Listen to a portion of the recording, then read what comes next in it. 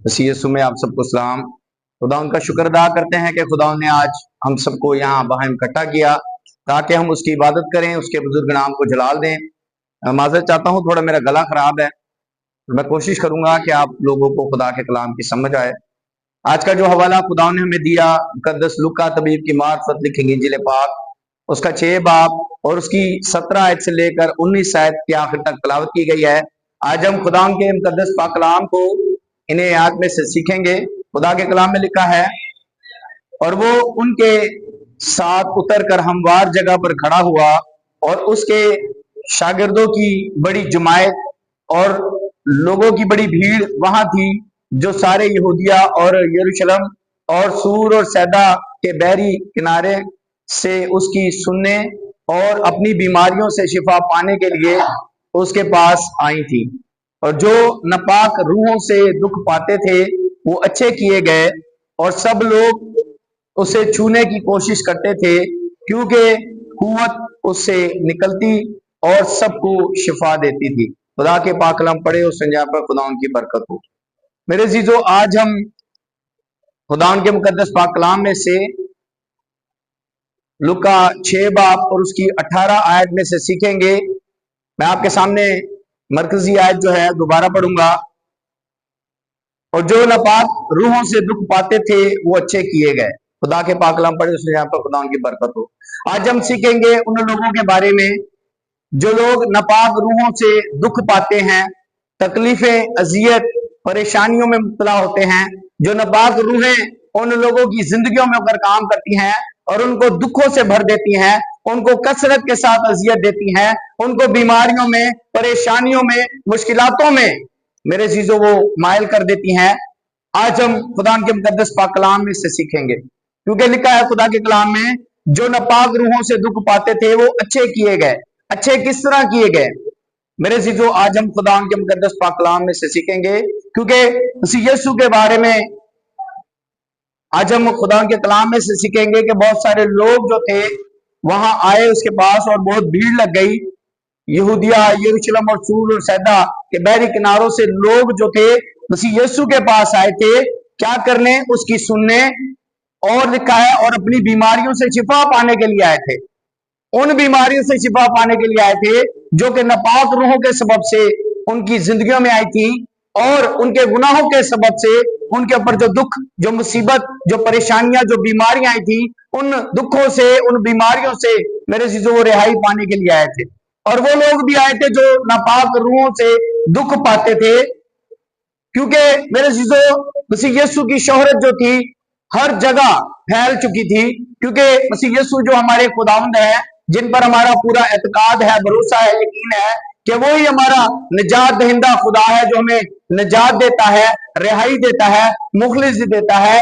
तमाम मेरे चीजों रोए जमीन पर उसका नाम जलाल पाता है, क्योंकि और कोई दूसरा नाम नहीं बख्शा गया, सिर्फ एक नाम यीशु नाम है। और वो सिर्फ मसीही मजहब के लिए नहीं, वो तमाम दुनिया की अक़वामों के लिए मेरे चीजों खुदावंद है, जिसके नाम से कुदरत कायम होती है। मेरे चीजों, ये लोग उसकी शोहरत सुनकर उसके पास आए, और वो लोग भी आए जो नापाक रूहों से दुख पाते थे। मैं तो कुछ लोगों की मैं बातें आपको बताऊंगा कि कौन कौन से लोग किस किस तरह दुख पाते हैं बदरूहों से, नापाक रूहों से। वो दुख पाते रहते हैं, लेकिन उनसे रिहाई के बारे में नहीं सोचते। वो नहीं जानते कि इन नापाक रूहों से किस तरह आजाद होना है। मेरे चीजों, ये भेद जो है मसीह यीशु ने अपने लोगों पर जारी किया, इस भेद को खोला।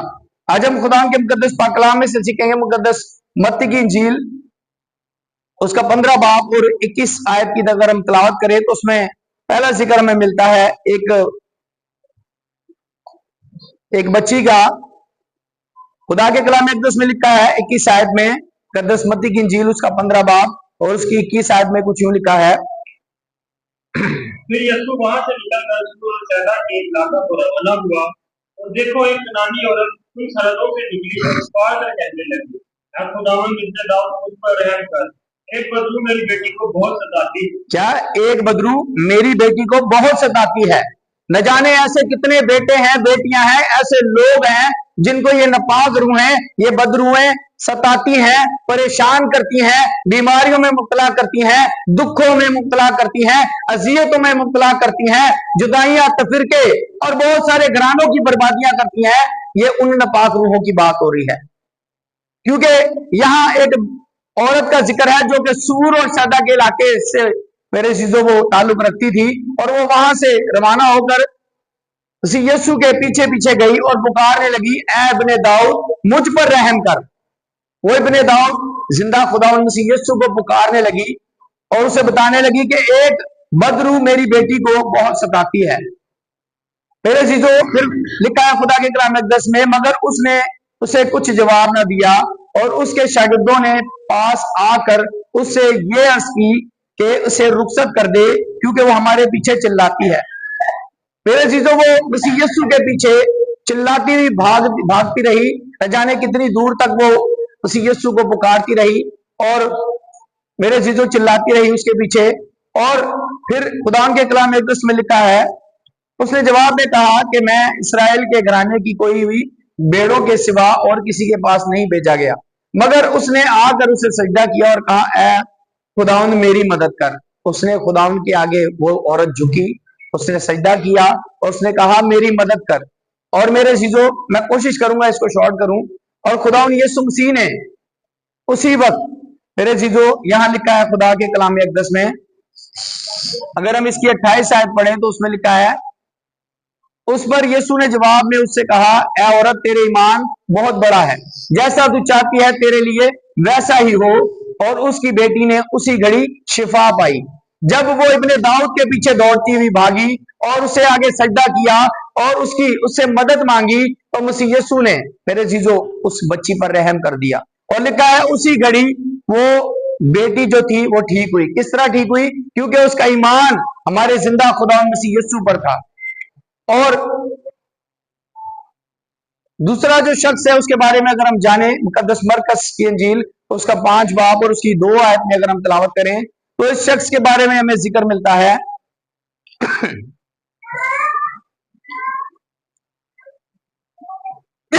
एक शख्स के बारे में जिक्र मिलता है जो कि मेरे चीजों लिखा है उसके बारे में 5 बाब और उसकी पहली आयत से अगर हम पढ़ें तो उसमें लिखा है, और वो झील के पार गरासीनियों के इलाके में पहुंचा, और जब वो कश्ती से उतरा तो फिलफोर एक आदमी जिसमें नापाक रूह थी कब्रों से निकलकर उससे मिला। ये एक शख्स के बारे में जिक्र किया गया है। ये शख्स नापाक रूहों से जकड़ा हुआ है और इसके अंदर लश्कर के लश्कर भरे हुए हैं। इस शख्स को यह नहीं पता, होश नहीं कि यह है कहां। मेरे चीजों खुदा के कलाम मुक़द्दस में लिखा है, वो कब्रों में रहा करता था और अब कोई उसे जंजीरों से भी ना बांध सकता था। वो शख्स जो था जिसके जहन को, जिसकी सोचों को, जिसके ख्यालों को नापाक रूहों ने, बदरूहों ने बंद किया हुआ था, जकड़ा हुआ था, वो जहां चाहती थी उसे ले जाती थी। याद रखिए इब्लीस का सबसे पहला हथियार क्या है? वो आदमी को अकेला करता है सबसे पहले। सब में से निकालकर, उसे झुंड में से निकालकर अकेला कर देता है और वो अकेला करके फिर उसका शिकार करता है। इस शख्स के साथ भी ऐसे ही कुछ हुआ। ये शख्स जो था कब्रों में रहा करता था। इसके घर वालों ने बहुत कोशिश की इसे पकड़ने की, यहां तक कि उन्होंने जंजीरों से, बेड़ियों से बांधा, जकड़ा, पर ये वो जंजीरें, वो बेड़ियां तोड़कर वहां से भाग जाता था।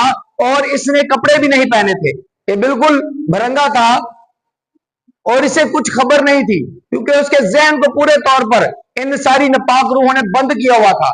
यह शख्स जो था यह भी नापाक रूहों से दुख पा रहा था। इसे भी बदरूहें जो थी सताती थी। इसे कुछ पता नहीं था कि इसके साथ क्या है। यह शख्स अकेला रहता, कब्रों में चिल्लाता फिरता, पत्थर से अपने आप को जख्मी करता, घायल करता, और जो शख्स इसके पास से गुजरता था ये उसके ऊपर भी हमला करता था। क्योंकि मेरे जीजो इसे कोई होश नहीं थी। यह शख्स न जाने कितनी मुद्दत से नापाक रूहों से दुख पा रहा था। बदरूहें जो थी इसे सताती थी, इसे कुछ पता नहीं था। इसके घर वालों ने भी इसे इसके हाल पर छोड़ दिया। और मेरे चीजों खुदा के कलाम में लिखा है इसके बारे में 5 आयत में, और वो हमेशा रात दिन कब्रों और पहाड़ों में चिल्लाता और अपने ताई पत्थरों से जख्मी करता था। वो रात दिन जो था वो कब्रों में और पहाड़ों में जाता, चिल्लाता रहता था और अपने ताई अपने आप को जख्मी करता था। और फिर लिखा है वो यीशु को दूर से देखकर दौड़ा और उसे सजदा किया। वो शख्स जिसे कोई होश नहीं है, जिसे कोई पता नहीं है, जो कि नापाक रूहों से दुख पा रहा है, सताया जा रहा है, उसे कुछ पता नहीं है। और जब उसने मसीह यीशु को देखा, और मेरे चीजों फिर लिखा है कि उसने उसे झुककर सजदा किया, उसने उसे झुककर सजदा किया। मेरे जीजो वाहिद खुदा का बेटा मसीह यीशु है, जिसे ये इख्तियार दिया गया है, जिसने इस भेद को खोला है कि ये किस्म जो है किस सबब से निकलती है, ये बुरी रूहें किस तरह हमारे बदन से अलग हो जाती हैं। ये मसीह यीशु ने भेद खोला है। अगर हम शरीयत की किताबों में पढ़े तो वहां जब किसी के अंदर बुरी रूह होती थी तो उस शख्स को क्या करते थे, उस शख्स को क्या करते थे, संसार कर देते थे, जान से मार देते थे। उसके बाद खुदा का बंदा दाऊद जो था, जो प्रस्तिश के सबब से जो कि सितार बजाता था, और बुरी रूह जो थी वो साइड पर हो जाती थी। लेकिन वो बुरी रूह थोड़ी देर के लिए साइड पे होती थी, वो हमेशा के लिए नहीं जाती थी, हमेशा के लिए उस बदन को छोड़कर नहीं जाती थी। लेकिन मेरे अजीजों, मसीह यीशु ने इस भेद को खोला, क्योंकि वो कादिर मुतलक खुदा है, उसका नाम जो है वो कुदरत वाला है। और जब इन्होंने भी, उस शख्स ने भी देखा जिसे कोई होश नहीं है, दरंगा है, और वो पत्थर लिए मसीह यीशु के सामने दौड़ा। जब उसने देखा तो वो झुककर उसने सजदा किया और बड़ी आवाज से चिल्लाकर कहा, क्या यीशु खुदा ताला के बेटे, मुझे तुझसे क्या काम है, मुझे तुझसे क्या काम है। जो बुरी रूहें हैं वो खुदा के बेटों को पहचानती हैं। यहां क्या लिखा है, ऐ यीशु खुदा ताला के फर्जंद, मुझे तुझसे क्या काम है। जो बदरूहें हैं, जो नापाक रूहें हैं, जो इंसानों को दुख देती हैं, जो इंसानों को सताती हैं, उनको मारना चाहती हैं, उनको गुमराह व बरगश्ता कर देती हैं, मेरे चीजों, वो इस बात को जानती हैं कि ये खुदा का बेटा है, ये खुदा का फर्जंद है, मगर हम जो उसके नाम से कहलाते हैं, हम उस पर पूरे तौर पर एतकाद नहीं रखते। हम जो लोग हैं बुरी रूहों से सताए जाते हैं, दुख उठाते हैं, दुख पाते हैं। मैं माजरत चाहता हूं इसके लिए। और मेरे चीजों, आज भी बुरी रूहें, तरह तरह की इकसाम की बुरी रूहें हैं जो इंसान को सताती हैं। नशे की बुरी रूह, जब तक आप नशा नहीं वो शख्स कर लेगा, उसे सुकून ही नहीं वो बुरी रूह लेने देगी। जब तक वो बदकिरदारी की रूह, बदकिरदार इंसान को बदकारी ना करा ले, जब तक मेरे चीजों वो उससे सताती रहेगी। ऐसी बुरी रूहें हैं, ऐसी नापाक रूहें हैं जो दुख देती हैं, जो सताती हैं, लोगों को परेशान करती हैं, जब तक वो काम उनका ना कर ले, जब तक वो गुनाह ना कर लें, जब तक सताती रहती हैं। और लोग उनके हाथों में पड़ जाते हैं, उनसे आजाद होने की कोशिश नहीं करते। इस शख्स को भी इसके घर वालों ने छोड़ दिया क्योंकि ये उनके कंट्रोल से बाहर था। लेकिन खुदा के बेटे ने जाकर उसे आजाद किया, उस पर रहम किया। मेरे जीजो, खुदा के कलाम में एक और औरत का जिक्र है जिसे 18 बरस से इब्लीस ने बांधा हुआ था और उसका कुब निकला हुआ था। कुबड़ी औरत थी वो, 18 बरस से वो कुबड़ी थी, उसे पता ही नहीं था। वो भी 18 बरस से इब्लीस के हाथों से सताई जा रही थी, उसे पता ही नहीं था। थी वो ईमानदार। मसीह यीशु ने उसकी बाबत क्या कहा, ये इब्राहिम की बेटी है, यानी कि ईमानदार है। ईमानदार भी है लेकिन वो बदलू गिरफ्तार भी है, बदलुओं के हाथों से भी दुख पा रही है। क्यों पा रही है? क्योंकि उसे पता ही नहीं है इस चीज का कि ये बदरू जो है, बदरू कमजोरी की रूह जो है, उसने उसे जकड़ा हुआ है, वो उसे सताती है, वो उसे दुख दे रही है, उसे इस चीज का पता ही नहीं है। लेकिन इस शख्स को भी नहीं पता, लेकिन इसके घर वालों को पता है सारी चीज। लेकिन वो औरत जो 18 बरस से सताई जा रही थी, उसे मसीह यीशु ने उसे भी आजाद किया और इस भेद को खोला कि ये जो इब्राहिम की बेटी है, 18 बरस से इब्लीस के हाथों दुख पा रही है, सताई जा रही है, कैसे वाजिब न था इसे आजाद करें। मसीह यीशु ने उसे भी आजाद किया। और मेरे अजीजों, एक और खुदा के कलाम मुकद्दस में हवाला देखेंगे, मुकद्दस मरकस की इंजील उसका 9 बाब और 19 आयत में एक शख्स का जिक्र है जो अपने बच्चे को बचपन ही से लिए फिरता था और उसे एक बुरी रूह सताती थी, उसे वो बुरी रूह सताती थी।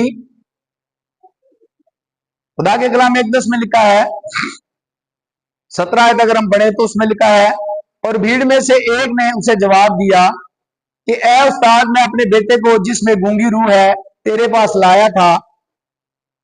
वो शख्स जो था वो जानता था कि इसके अंदर एक बुरी रूह है, गूंगी रूह है जो इसे सताती है, और वो उसकी आगे की बातें बता रहा है। वो कहता है वो जहां इसे पकड़ती है, पटक देती है, और वो कफ भर लाता और दांत पीसता और सूख जाता है।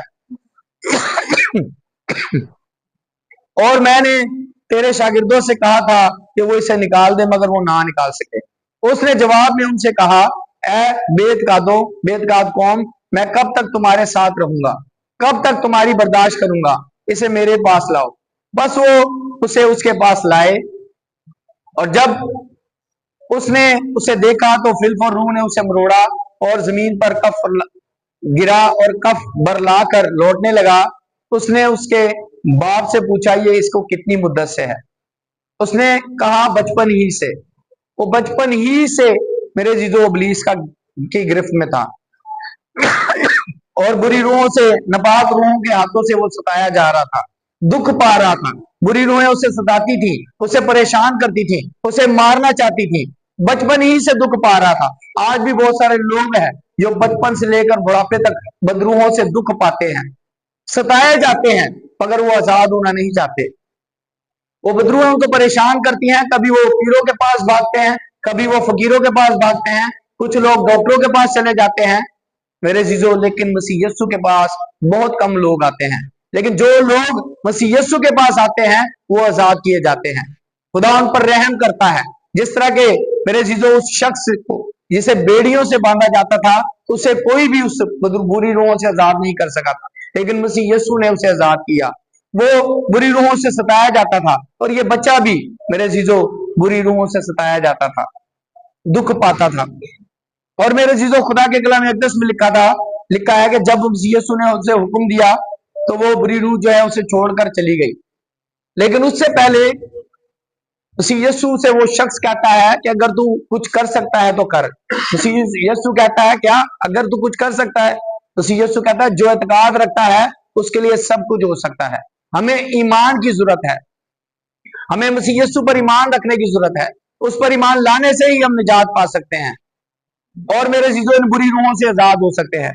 और फिर लिखा है खुदा के कलाम मुकद्दस में, उसने उनसे कहा कि ये किस्म दुआ के सिवा और किसी तरह नहीं निकलती। मसीह यीशु ने इस भेद को खोला। जबकि शरीयत के दौर में लोग जिसमें बुरी रूह होती थी, या कोई जिन या कोई भी ऐसी रूह होती थी, तासीर होती थी, उसे जान से मार देते थे, पत्थरों से संसार कर देते थे, निकाल नहीं सकते थे। इस भेद को मसीह यीशु ने खोला कि ये किस्म जो है दुआ से निकलती है। दुआ के सबब से मेरे जीजो बंधन टूटते हैं और जुए खुलते हैं, और ये नापाक रूहें हमारे बदरों में से चले जाते हैं।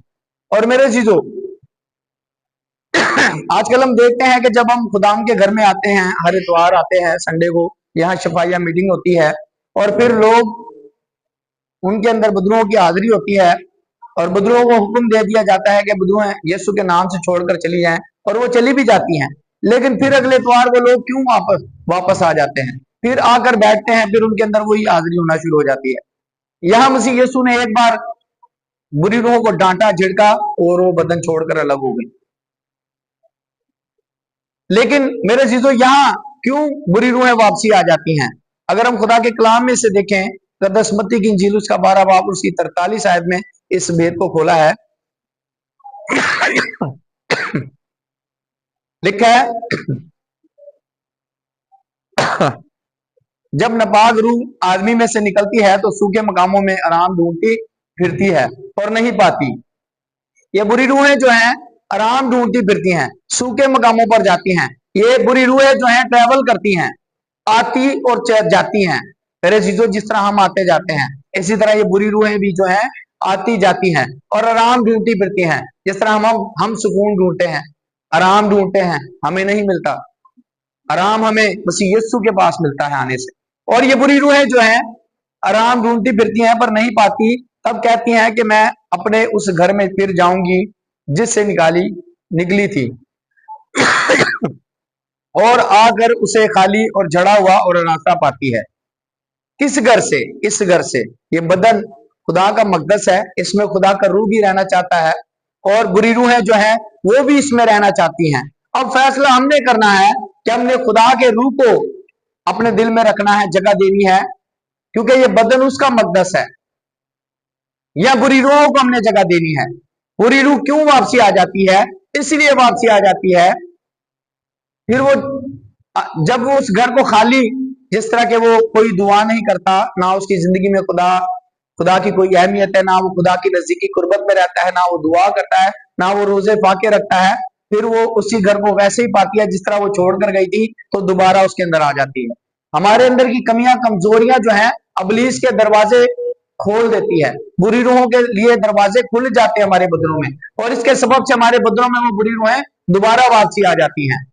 मेरे चीजों, अगर हम चाहते हैं कि इन बुरी रूहों से दुख ना पाए, सताए ना जाएं, तो जितने लोगों को खुदा ने ठीक किया वो उसके पीछे चले, उसके हुक्मायनों पर उन्होंने अमल किया और पूरे तौर पर खुदा को शख्सी निजात दहिंदा कबूल किया, अपने दिल से खुदा के ताल्लुक हुए हैं, तो मेरे चीजों वो आजाद हुए हैं। वरना बुरी रूहों से आपको कोई भी नहीं बचा सकता। वाहिद खुदा का बेटा है जो आपको बचाने का इख्तियार रखता है, और उसका कलाम है जो हमें पाक करता है, अंदर से पाक करता है। खुदा का बंदा दाऊद कहता है, मैंने तेरे कलाम को दिल में रख लिया है ताकि मैं तेरे खिलाफ गुनाह ना करूं। अगर हम चाहते हैं हमारा दिल पाक रहे, तो हम खुदा के कलाम को अपने दिल में रखें। जब दिल में रखेंगे तो हमारा दिल पाक होगा और बुरी रूह हमारे अंदर इंटर नहीं हो पाएगी, क्योंकि वो मेरे चीजों बुरी रूहें कहाँ एंटर होती है? जब इस शख्स में से जिसे खुदा यीशु मसीह ने ठीक किया, जिसे जंजीरों से बांधा जाता था, उसके अंदर से बुरी रूहों को हुक्म दिया, वो सूरों में चली गई। सूर नपाक हैं, वो नपाकी ढूंढती हैं। ये बुरी रूहें नपाक जगह ढूंढती हैं। जब हमारा दिल नपाक होगा, हमारी सोचें नपाक होंगी, तो ये फिर हमारे अंदर इंटर होंगी, फिर ये हमें सताएंगी, फिर हमें दुख देंगी। अगर हम चाहते हैं रिहाई पाए, तो खुदा के कलाम को अपने दिल में रखें। खुदा का बंदा अय्यूब कहता है, मैंने तेरे कलाम को अपनी खुराक से भी ज्यादा सगीरा किया है। जब हम खुदा के कलाम पर तवज्जो करेंगे, भलाई को देखेंगे, तब हम इन रूहों से आजाद होंगे, तब हम मेरे चीजों खुदा के बेटे और फर्जंद कहलाएंगे। मेरे चीजों, आज हम खुदा के कलाम इक़दस में सीख रहे हैं वो लोग जो बुरी रूहों से दुख पाते हैं। अगर हम चाहते हैं कि हम सारी जिंदगी दुख पाते रहे, तो कोई बात नहीं, ये आपकी मर्जी है, लेकिन खुदा का बेटा आपको आजाद करने आया है। मसीह यीशु आप सबको, हम सबको आजाद करने आया है, ताकि हम इन बुरी रूहों से सताए ना जाएं, दुख ना पाएं, बल्कि हमेशा की अब्दी जिंदगी को हासिल करें। इस दुनिया में भी बरकत को हासिल करें, इत्मीनान को हासिल करें, और आखिरत में भी हम खुदा के बेटे, खुदा के वारिस बन जाएं। मेरे चीजों, खुदा इस कलाम के वसीला से हमें बरकत दे।